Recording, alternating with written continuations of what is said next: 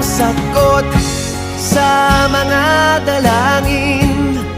Dininig ng langit ang aking paglalambing.